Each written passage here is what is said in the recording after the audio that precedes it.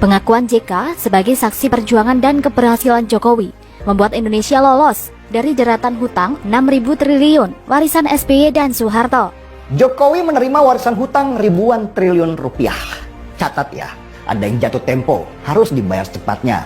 Ada yang cicilannya masih panjang sampai ke bulan.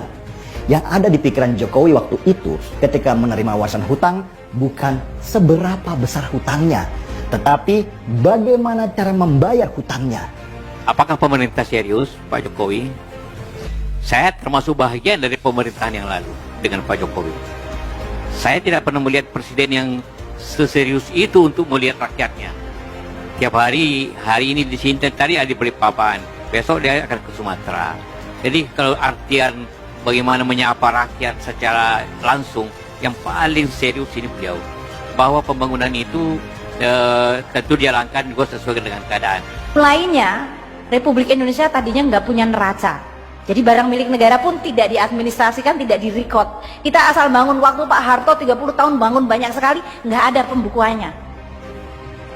Jadi waktu kemudian terjadi krisis, kemudian kita punya undang-undang keuangan negara dan perbendaharaan negara, kita baru mulai membangun neraca keuangan. Yang suka bicara masalah utang, sampaikan aja bahwa di Perpres 72 itu waktu anggaran APBN 2020 dengan estimasi defisit sekian, itu pembiayaannya adalah dari SPN, dari pinjaman, ada yang bilateral, ada yang multilateral.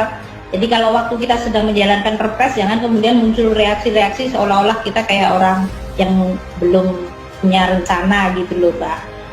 Berasal dari thread Twitter Toto Kartaraharja, @Kartaraharja akhirnya mengaku juga. Teman-teman bacalah pengakuan seorang JK berikut sebagai saksi sejarah Indonesia.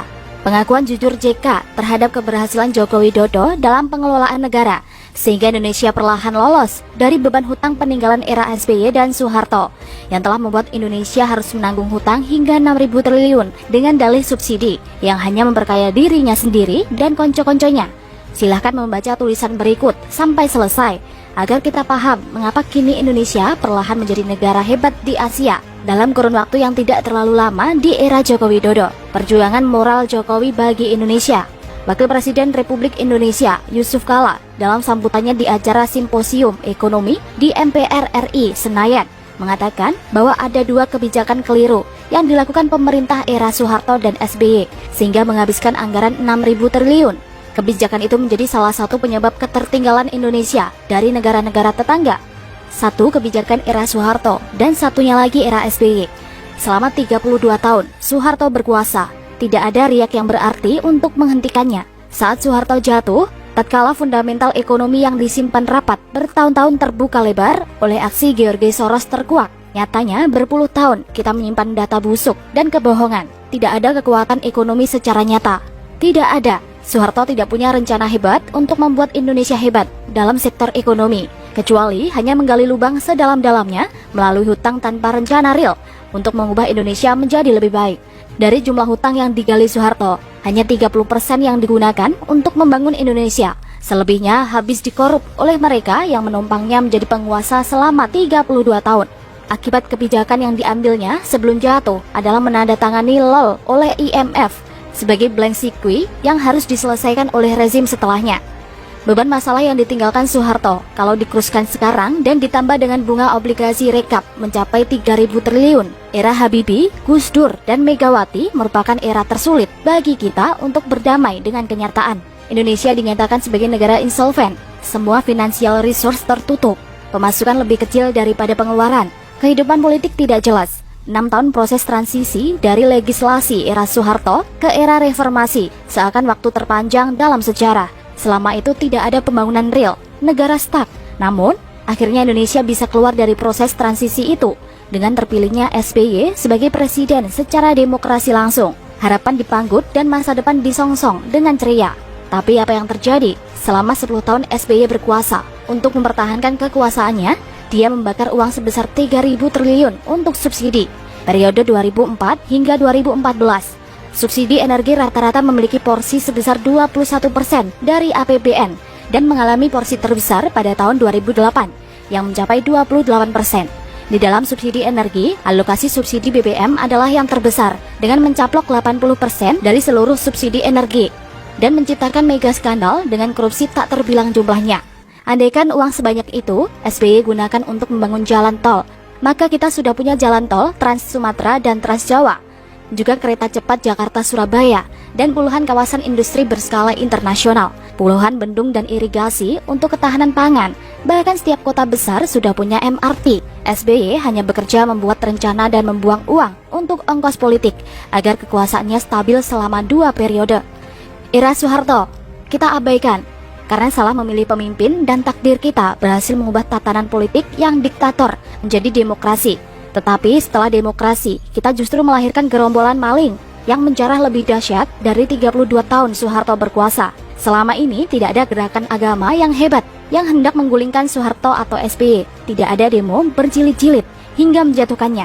Mengapa? Karena para tokoh agama maupun politik mendapatkan berkah uang dan konsesi bisnis dari politik lendir tebar uang oleh penguasa. Era Jokowi, seorang yang bukan elit politik di tubuh partai, bukan jenderal berkaliber nasional, bukan konglomerat kaya dari bisnis rente, bukan pula tokoh budaya atau agama yang selebritis. Dia muncul ke panggung politik karena kehendak Tuhan. Tak ada satupun kekuatan yang menghentikannya. Ketika si tukang kayu krempeng itu masuk ke istana negara, inilah takdir Indonesia dan Tuhan berbuat sesukanya. Ketika Jokowi berkuasa, subsidi yang memanjakan rakyat dihentikan, anggaran reformasi secara fundamental dari berorientasi konsumsi ke produksi. Efisien anggaran dilakukan dengan sangat ketat, walaupun diawali dengan fundamental ekonomi yang retak karena current account deficit. Jokowi tetap melaju dengan agenda besarnya, menciptakan kemandirian, bukan hanya lewat restruktur APBN dan hutang, tetapi juga revolusi mental dengan menghapus semua bisnis rente yang melahirkan mafia di semua ini. Negeri para gangster diubahnya menjadi negeri para pekerja keras. Status quo diobraknya, menghentakkan tatanan politik yang terbiasa hidup manja menipu rakyat. Apa hasilnya? Hanya 2 tahun berkuasa, semua ranting internasional berkaitan dengan indeks korupsi, pembangunan dan ekonomi membaik. Indonesia termasuk negara peringkat 3 terbaik ekonomi di antara anggota G20. Saya membayangkan Sob, setiap langkah Jokowi tidaklah mudah dan penuh resiko, karena semua elit politik yang kini ada adalah bagian dari kekuasaan Orde Baru yang pernah merampok Indonesia, meninggalkan beban kerugian sebesar 3.000 triliun, yang juga bagian dari kekuasaan era SBY yang membakar uang negara sebesar 3.000 triliun demi melenggangkan kekuasaannya. Mereka semua ingin agar si tukang kayu ini dihentikan, karena Jokowi bukan hanya menghancurkan kekuasaan mereka sebagai ladang bisnis mendatangkan harta mereka, tetapi juga menjadikan rakyat cerdas berpolitik dan mempermalukan elit politik, di mana banyaknya elit politik terancam masuk bui karena aksi OTT KPK. Pesta usai. Dulu, Ahok dijadikan pintu gerbang untuk menjatuhkan Jokowi dengan alasan menistakan agama. Dan dari keadaan ini, Jokowi berhasil keluar dengan selamat. Kini, Perpu pembubaran Ormas radikal dijadikan alasan untuk menjatuhkannya karena dibilang anti-demokrasi dan anti-Islam. Padahal tidak ada dalam Perpu untuk menyebut Islam atau ormas tertentu. Namun oleh para gangster mafia diciptakan semua kegaduhan ini agar pesta kekuasaan kembali marak. Karena itu emosi agama kembali dibenturkan. Andaikan Perpu itu ditolak DPR, maka ketahuilah kita bahwa agenda menjatuhkan Jokowi memang datang dari segala penjuru mata angin. Apakah Jokowi akan jatuh? Tuhanlah yang berhak menentukan siapa yang pantas berkuasa, dan setiap orang yang berkuasa adalah cobaan bagi rakyat. Usia saya lebih dari 50 tahun. Saya adalah generasi gagal karena tak bisa berbuat banyak menghentikan Soeharto dan pemikat subsidi BBM era SBY yang membakar uang ribuan triliun. Apa yang saya lakukan sekarang adalah berusaha setiap hari berbuat kebaikan agar negara ini lebih baik. Melalui tulisan, lewat interaksi dengan teman-teman politikus dan aktivis, saya berusaha menyampaikan pesan moral bahwa bukan sistem yang menjadi masalah, tetapi akhlak kita yang buruk. Mari kita memperbaiki moral, sudahilah niat mengubah sistem agar impian makmur menjadi kenyataan. Perbaiki akhlak dan perbaiki etos kerja, maka rahmat Tuhan akan datang by the time.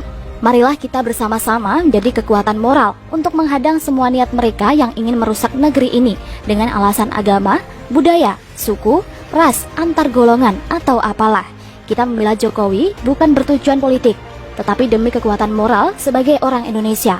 Jadilah gerakan moral untuk mendukung orang baik, agar semakin berprestasi baik bagi pembangunan negeri kita tercinta Indonesia, agar semakin berprestasi baik.